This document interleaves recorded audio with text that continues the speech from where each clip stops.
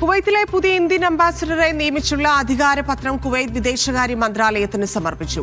പുതിയ അംബാസിഡർ പരമിത തൃപ്തി വിദേശകാര്യമന്ത്രി അബ്ദുള്ള അൽ യഹിക്ക് അധികാരപത്രം സമർപ്പിച്ചു.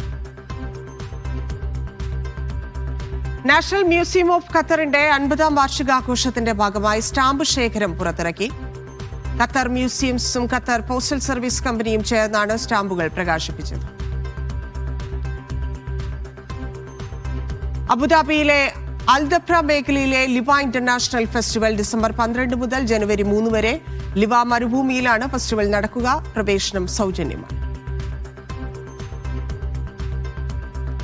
മാംസം വിശ്വസനീയമായ കേന്ദ്രങ്ങളിൽ നിന്ന് മാത്രം വാങ്ങണമെന്ന് മസ്കറ്റ് മുനിസിപ്പാലിറ്റി. ആരോഗ്യ സുരക്ഷാ ചട്ടങ്ങൾ പാലിക്കുന്നുണ്ടെന്ന് ഉറപ്പാക്കാൻ വിപണികളെയും കശാപ്പുശാലകളെയും നിരീക്ഷിക്കുന്നത് തുടരുന്നുണ്ടെന്നും മസ്കറ്റ് മുനിസിപ്പാലിറ്റി. പുതിയ അന്താരാഷ്ട്ര വിമാനത്താവള ടെർമിനൽ നിർമ്മാണത്തിന്റെ പുരോഗതി കുവൈറ്റ് പ്രധാനമന്ത്രി ഷെയ്ഖ് അഹമ്മദ് അബ്ദുള്ള അൽ അഹമ്മദ് അസബ വിലയിരുത്തി. പദ്ധതി സ്ഥലം നേരിട്ട് സന്ദർശിച്ച പ്രധാനമന്ത്രി പ്രവർത്തനങ്ങൾ പരിശോധിച്ചു. അഗ്നിസുരക്ഷാ ചട്ടങ്ങൾ ലംഘിച്ച കടകളിലും കെട്ടിടങ്ങളിലും വ്യാപക പരിശോധനയുമായി കുവൈറ്റ് ജനറൽ ഫയർഫോഴ്സ്.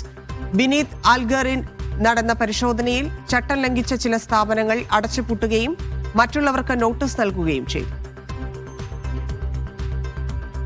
ബഹ്റൈനിലെ ഈ വർഷത്തെ ക്യാമ്പിംഗ് സീസണിൽ സഖീർ പ്രദേശത്തെ വാണിജ്യേതര ടെന്റ് സെറ്റുകൾക്ക് 100 ദിനാർ ഡെപ്പോസിറ്റ് ഏർപ്പെടുത്തി. ലക്ഷ്യം ശുചിത്വം ഉറപ്പാക്കൽ.